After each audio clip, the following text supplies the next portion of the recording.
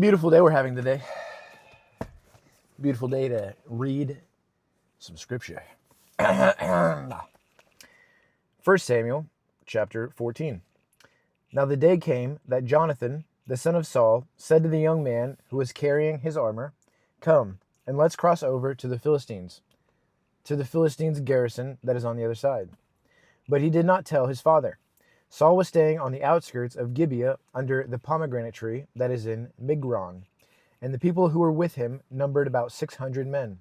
And Ahijah, the son of Ahitub, Ichabod's brother, the son of Phinehas, the son of Eli, the priest of the Lord at Shiloh, was wearing an ephod.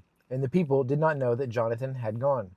Now between the gorges by which Jonathan sought to cross over to the Philistines' garrison, there was a rocky crag on the one side, and a rocky crag on the other side. And the name of the one was Bozez, and the name of the other Seneh. The one crag rose on the north opposite Michmash, and the other on the south opposite Geba. Then Jonathan said to the young man who was carrying his armor, "Come, and let's cross over to the garrison of these uncircumcised men. Perhaps the Lord will work for us, because the Lord is not limited to saving by many or by few." His armor-bearer said to him, "Do everything that is in your heart. Turn yourself to it, and here I am with you, as your heart desires." Then Jonathan said, "Behold, we are going to cross over to the men and reveal ourselves to them. If they say to us, 'Wait until we come to you,' then we will stand in our place and not go up to them. But if they say, 'Come up to us,' then we will go up, for the Lord has handed them over to us. And this shall be the sign to us." When the two of them revealed themselves to the garrison of the Philistines said, "Behold, Hebrews are coming out of the holes where they have kept themselves hidden." So the men of the garrison responded to Jonathan and his armor-bearer and said, "Come up to us, and we will inform you of something." And Jonathan said to his armor-bearer, "Come up after me, for the Lord has handed them over to Israel." Then Jonathan climbed up on his hands and feet, with his armor-bearer behind him. And the men fell before Jonathan, and his armor-bearer put some to death after him. Now that first slaughter which Jonathan and his armor-bearer inflicted was about 20 men within about a half a furrow in an acre of land. And there was a trembling in the camp, in the field, and among the people. Even the garrison and the raiders trembled, and the earth quaked so that it became great trembling. Now Saul's watchmen in Gibeah of Benjamin looked, and behold, the multitude dissolved. They went here and there. So Saul said to the people who were with him, "Look carefully now and see who has left us." And when they had looked, behold, Jonathan and his armor-bearer were not there. Then Saul said to Ahijah, "Bring the ark of God here," for at that time the ark of God was with the sons of Israel. While Saul talked to the priest, the commotion in the camp of the Philistines continued and increased. So Saul said to the priest, "Withdraw your hand." Then Saul and all the people who were with him rallied and came to battle. And behold, every man's sword was against his fellow Philistine, and there was very great confusion.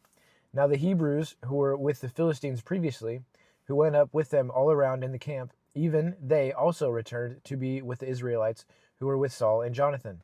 When all the men of Israel who had kept themselves hidden in the hill country of Ephraim heard that the Philistines had fled, they also closely pursued them in the battle. So the Lord saved Israel that day, and the battle spread beyond Beth-aven. Now the men of Israel were hard-pressed on that day, for Saul had put the people under oath, saying, "Cursed be the man who eats food before evening, and before I have engaged myself on the enemies." So none of the people tasted food. All the people of the land entered the forest, and there was honey on the ground. When the people entered the forest, behold, there was honey dripping, but no man put his hand to his mouth, because the people feared the oath. However, Jonathan had not heard it when his father put the people under oath. So he put out the end of the staff that was in his hand and dipped it in the honeycomb, and put his hand to his mouth, and his eyes brightened. Then one of the people responded and said, "Your father strictly put the people under oath, saying, 'Cursed be the man who eats food today.'" And the people were weary. Then Jonathan said, "My father has troubled the land. See now that my eyes have brightened because I tasted a little of this honey. How much more, if only the people had freely eaten today of the spoils of their enemies which they found. For now the defeat among the Philistines has not been great." They attacked the Philistines that day from Michmash to Aijalon, but the people were very tired.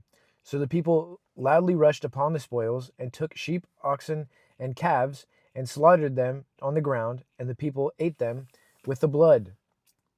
Then observers informed Saul, saying, "Look, the people are sinning against the Lord by eating meat with the blood." And he said, "You have acted treacherously. Roll a large rock to me today."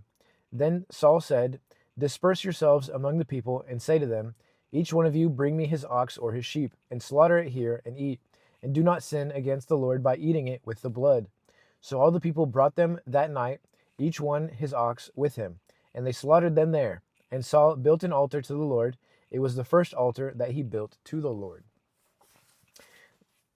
Then Saul said, "Let's go down after the Philistines by night and take plunder among them until the morning light.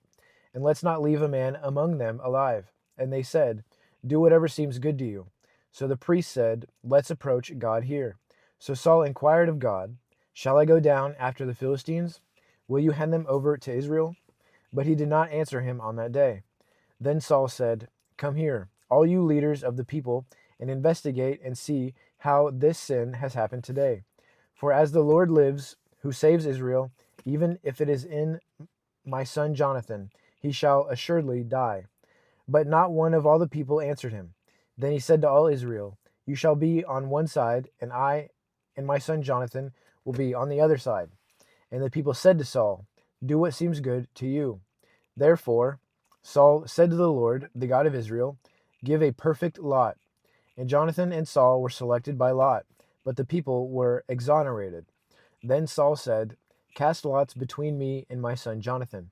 And Jonathan was selected by lot.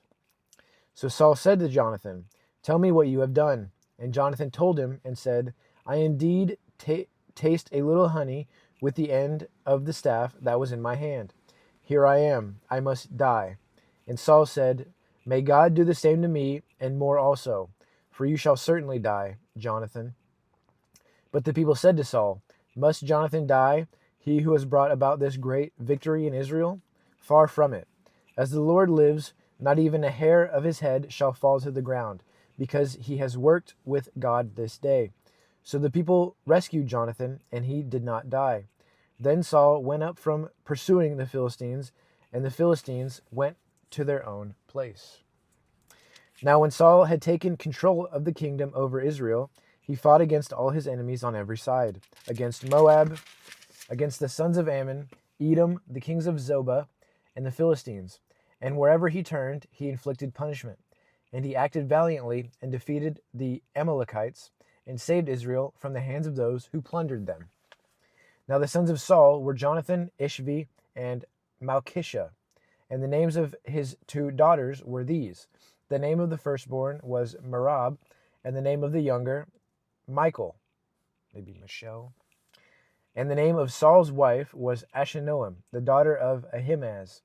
And the name of the commander of his army was Abner, the son of Ner, Saul's uncle.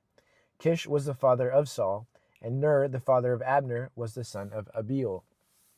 Now the war against the Philistines was severe all the days of Saul. And when Saul saw any warrior or any valiant man, he attacked him to his staff. He attached him to his staff. He said, "You look like a strong warrior, boy. You're mine now."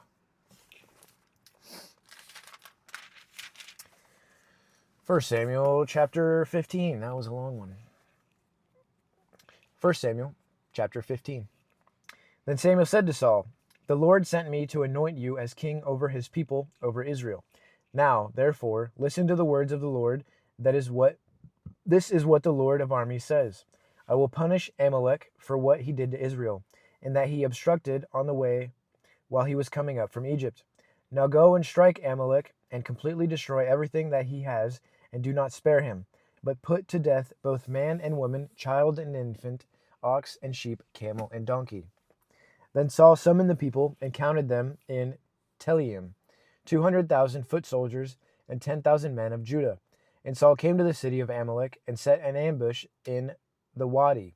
But Saul said to the Kenites, "Go, get away, go down from among the Amalekites, so that I do not destroy you along with them." for you show kindness to all the sons of Israel when they went out from Egypt. So the Kenites got away from among the Amalekites. Then Saul defeated the Amalekites from Havilah going toward Shur, which is east of Egypt. He captured Agag, the king of the Amalekites, alive, and completely destroyed all the people with the edge of the sword. But Saul and the people spared Agag and the best of the sheep, the oxen, the more valuable animals, the lambs, and everything that was good, and were unwilling to destroy them completely, but everything despicable and weak that they completely destroyed. Then the word of the Lord came to Samuel, saying, I regret that I have made Saul king, because he has turned back from following me and has not carried out my commands. And Samuel was furious and cried out to the Lord all night. Samuel got up early in the morning to meet Saul, and it was reported to Samuel, saying, Saul came to Carmel, and behold, he set up a monument for himself, then turned and proceeded to go down to Gilgal. So Samuel came to Saul, and Saul said to him, Blessed are you of the Lord. I have carried out the command of the Lord. But Samuel said, What then is this bleating of the sheep in my ears, and the bellowing of the oxen which I hear? Saul said, They have brought them from the Saul said, They have brought them from the Amalekites. For the people spared the best of the sheep and oxen to sacrifice to the Lord your God. But the rest we have completely destroyed. Then Samuel said to Saul, Stop, and let me inform you of what the Lord said to me last night. And he said to him, Speak. So Samuel said, Is it not true, though you were insignificant in your own eyes, that you became the head of the tribes of Israel? For the Lord anointed you as king over Israel. And the Lord sent you on a mission and said, Go and completely destroy the sinners and the Amalekites, and fight against them until they are eliminated. Why then did you not obey the voice of the Lord? Instead, you loudly rushed upon the spoils and did what was evil in the sight of the Lord. Then Saul said to Samuel, I did obey the voice of the Lord, for I went on the mission on which the Lord sent me, and I have brought Agag, the king of Amalek, and have completely destroyed the Amalekites. But the people took some of the spoils, sheep and oxen, the choicest of the things designated for destruction, to sacrifice to the Lord your God at Gilgal. Samuel said,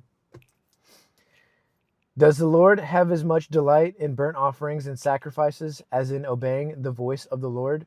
Behold, to obey is better than a sacrifice, and to pay attention is better than the fat of the rams. For rebellion is as reprehensible as the sin of divination, and insubordination is as reprehensible as false religion and idolatry. Since you have rejected the word of the Lord, he has also rejected you from being king. Then Saul said to Samuel, I have sinned, for I have violated the command of the Lord and your words, because I feared the people and listened to their voice. Now then, please pardon my sin and return with me, so that I may worship the Lord. But Samuel said to Saul, I will not return with you, for you have rejected the word of the Lord, and the Lord has rejected you from being king over Israel. Then Samuel turned to go, but Saul grasped the edge of his robe and tore it off. So Samuel said to him, The Lord has torn the kingdom of Israel from you today, and has given it to your neighbor, who is better than you. Also, the glory of Israel will not lie nor change his mind. For he is not a man that he would change his mind. Then Saul said, I have sinned, but please honor me now before the elders of my people and before all Israel, and go back with me, so that I may worship the Lord your God. So Samuel went back following Saul, and Saul worshipped the Lord. Then Samuel said, Bring me Agag, the king of the Amalekites. And Agag came to him cheerfully. And Agag said, Surely the bitterness of death is gone. But Samuel said, As your sword has made women childless, so shall your mother be childless among women. And Samuel cut Agag to pieces before the Lord at Gilgal. That's cold. He said, Your mother gonna be sonless. Then Samuel went to Ramah, but Saul went up to his house at Gibeah of Saul. And Samuel did not see Saul again until the day of his death, though Samuel mourned for Saul, and the Lord regretted that he had made Saul king over Israel. L. Saul. W. Samuel. Oh! thank you for tuning in. I love you all. I pray that you all have blessed, beautiful, healthy days all throughout your life. May good fortune and God's will be upon you. Amen.